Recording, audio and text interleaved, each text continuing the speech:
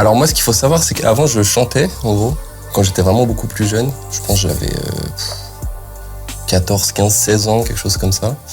Et moi, j'ai commencé comme ça, en fait, un peu dans la cave de mes parents. En gros, il y avait mon frère qui faisait déjà un peu de son.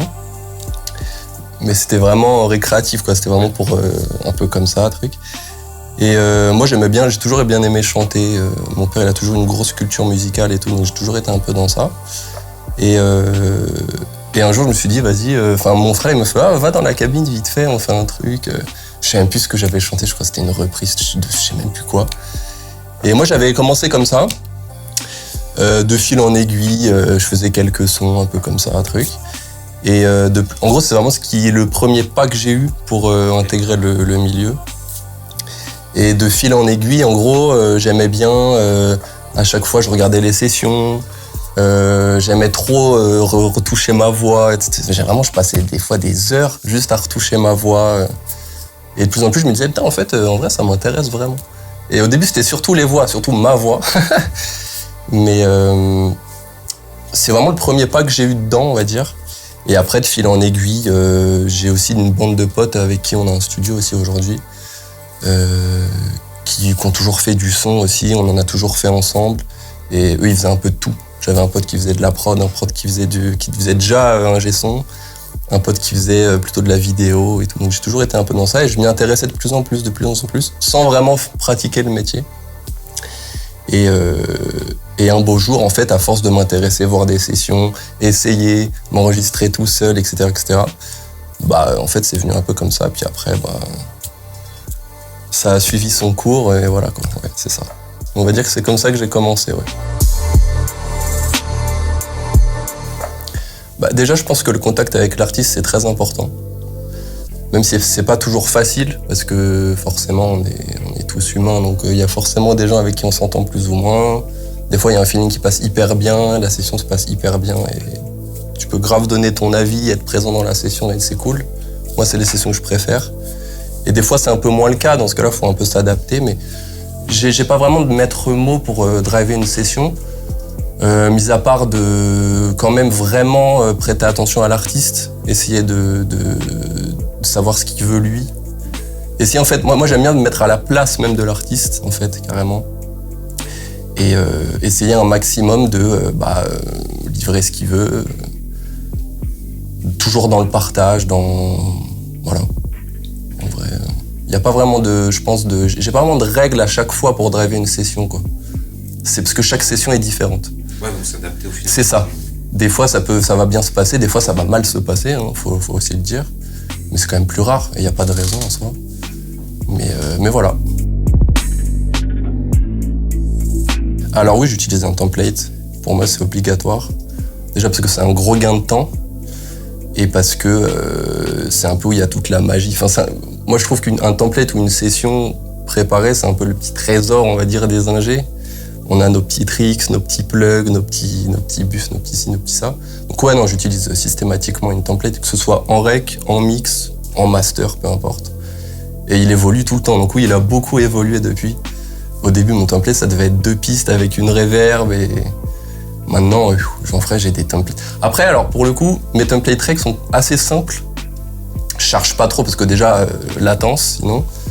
Et faut pas non plus être perdu dans le rec, je trouve que ça sert à rien d'avoir 500 plugs. Mais les templates mix, c'est déjà un peu autre chose. Puis après, souvent, même, je les adapte pendant la session. C'est-à-dire que j'ai un template de base, mais si pendant la session, je me dis « Oh là, ce serait cool, une reverb plutôt comme ça », hop, je vais créer le bus, le ci, le ça. Mais ouais, non, template obligatoire, forcément. Et je le modifie assez souvent, en vrai. Je pense que tous les ingés font ça, mais voilà.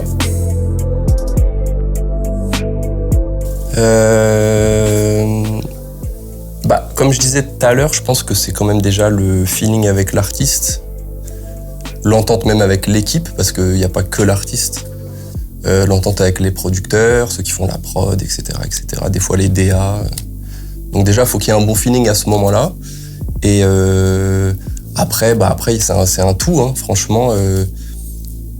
Je pense pas que par exemple, le matos ou l'endroit, le lieu, enfin peu importe, font qu'une session va forcément bien se passer ou quoi.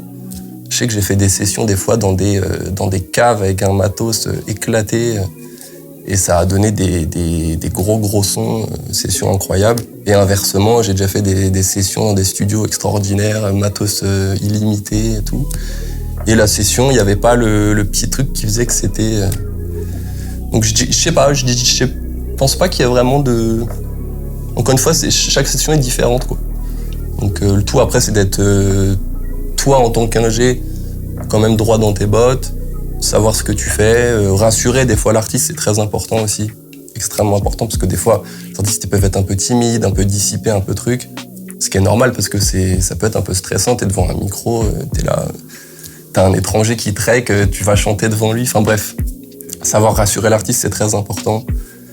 Et puis voilà, après, il faut laisser aussi un peu la magie opérer, et généralement, ça se passe bien.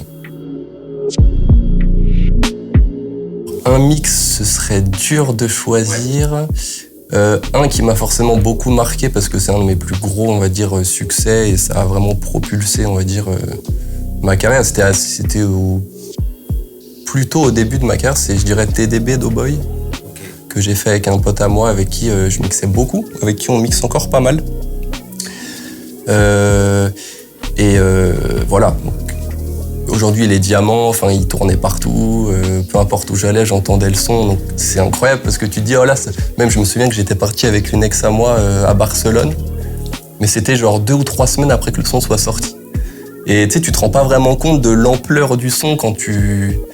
Et je me souviens qu'on sortait dans Barcelone, j'entendais le son dans les rues à Barcelone, en Espagne. Je suis en mode, ah ouais, je suis en mode ça sort de mon ordi, ça. Ah oui, il y a une grosse diff. Je pense que, contrairement à ce qu'on pourrait croire, au début, j'étais très scolaire dans les mix. Parce que forcément, au début, on n'a pas forcément trop confiance ou quoi. Et on est très, ah là, faut que la voix elle soit comme ça, qu'elle tape comme ça, le compresseur réglé comme ça. Donc c'était un peu du copier-coller en vrai de ce que je voyais des fois sur Internet, ce que j'entendais, ça. Donc ils étaient très scolaires, il n'y avait pas beaucoup de prise de risque, quoi. Alors qu'aujourd'hui, j'essaie de laisser quand même beaucoup plus place à ma créativité, à tout, quoi. Donc je dirais que c'est ça. Contrairement à ce qu'on pourrait croire, mes mix étaient beaucoup plus scolaires au début. Et du coup, en fait, ils étaient moins bien, en vrai.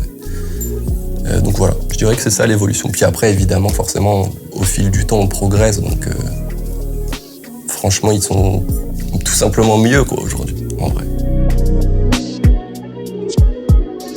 Alors, c'est pas un plug très fun, mais un plug que j'aime énormément en ce moment et que j'utilise tout le temps, que j'utilisais pas du tout. C'est le FabFilter Pro L2. C'est du coup un limiteur. J'utilise beaucoup pour le master et même en fin de chaîne, généralement pour exporter le son. Que je trouve incroyable. Franchement, pour moi, c'est même ce qui m'a un peu lancé dans les masters presque. Enfin, il est hyper complet. Il y a un mode clipper, un mode compresseur. Il est hyper précis. Tu vois vraiment ce que tu fais. Tu peux t'en servir pour plein de choses. Enfin, ouais, je dirais qu'en ce moment, c'est ça un peu mon petit plug phare. Alors, je dirais que ça dépend des mix. Il y a des mix où j'ai une vision très précise dès le début. Et du coup, je vais vraiment suivre la vision que j'ai. Donc, en vrai, ça dépend beaucoup du morceau. Et des fois, pas du tout. Et des fois, même, je suis en mode waouh, j'ai pas trop de vision. Je vais voir et au fur et à mesure de toucher un peu les pistes, les voix, les ci, les ça, je commence à trouver l'inspi. Mais encore une fois, je pense qu'il y a en fait, chaque mix est très différent, chaque morceau est très différent et un mix c'est jamais pareil. Du coup, en fait, il faut quand même réussir à s'adapter au morceau, au style des fois même. Parce que si t'es habitué à faire un style et que t'en fais un autre, demain tu fais un morceau de hard rock alors que tu faisais du rap, bon, c'est pas pareil. Donc voilà, c'est ça. Mais ouais, je dirais que c'est au feeling et que ça dépend. Des fois, j'ai des visions très précises. Des fois aussi, ça m'arrive d'avoir une vision où je suis en mode waouh, vision de fou et tout, c'est sûr, c'est ça qu'il faut faire. Je le fais, pas ouf. Et au final, des fois, je fais des trucs un peu différents et incroyables. Ça dépend. Mon gros kiff dans le taf, déjà la musique, forcément. Parce que du coup, on baigne dedans. Des fois, on s'en rend même plus compte, mais c'est une chance de fou. Genre, je me lève le matin, je vais faire de la musique, quoi. En vrai, c'est une dinguerie. Donc ça, déjà, je dirais que c'est le truc. Après, j'aime bien le contact avec les artistes. En vrai, quand même, c'est cool. J'aime bien accompagner des projets aussi. C'est hyper satisfaisant de, je sais pas, accompagner un artiste du début à la fin, jusqu'à ce qu'il y ait un titre qui pète ou pas. Mais tout le processus créatif, j'aime beaucoup. Et surtout quand tu peux commencer avec le rec, après tu l'accompagnes en mix, en science. Quand tu vois vraiment tout le processus, j'aime trop. Enfin, c'est ce que je préfère, je pense. Faire trop de stems, je pense. Ça, c'est un peu chiant. Je pense qu'on est tous un peu d'accord. Et puis, ouais, je dirais peut-être la reconnaissance. Par moments, c'est vrai que... Alors, c'est pas toujours le cas, en vrai. C'est même de moins en moins le cas. Mais il y a des fois, on n'est pas reconnu à notre juste valeur. Et c'est un métier qui est un peu un métier d'ombre, où les gens, ils savent pas vraiment ce que c'est, en fait. Ils sont pas très renseignés sur le métier. Donc, tu vas dire, je fais du mix à quelqu'un dans la rue ou en soirée ou peu importe. Ou, je sais pas, même des gens qui sont pas du tout dans ça, ils vont croire que t'es David Guetta avec des platines. Enfin, ça, on me l'a déjà fait. Hein. Ah ouais, ok, avec les platines. Non, pas vraiment. Donc, je pense qu'il y a ce côté déjà, les gens, ils savent pas vraiment ce que c'est, à quoi on sert et tout. Alors que c'est primordial. Et malheureusement, des fois, il y a des labels, des artistes ou quoi qui considèrent pas assez, je trouve, l'importance qu'on a. Maintenant, c'est pas toujours le cas, évidemment. C'est même plus rare aujourd'hui, je trouve. Mais ça arrive. Et c'est vrai que c'est un peu désagréable, forcément. Je pense que ce serait de pas trop écouter les gens, en vrai. De vraiment faire ton truc, se faire confiance, forcément. Je pense que c'est vrai dans un peu tous les milieux, mais surtout les milieux artistiques. Se faire confiance, pas avoir peur et oser des trucs. Tenter des trucs, démarcher des gens, faire des mix gratuits, vraiment tenter des trucs pour tenter plein de choses. Et pas avoir peur, se lancer vraiment et y aller à fond. Et il n'y a pas de raison que... Voilà, je pense que c'est ça. Alors moi, sur Instagram, c'est Julien Clay, donc K-L-A-Y, Julien. Voilà, principalement, en vrai. Je suis surtout actif sur Insta, on va dire. TikTok et tout, pas encore. Mais voilà.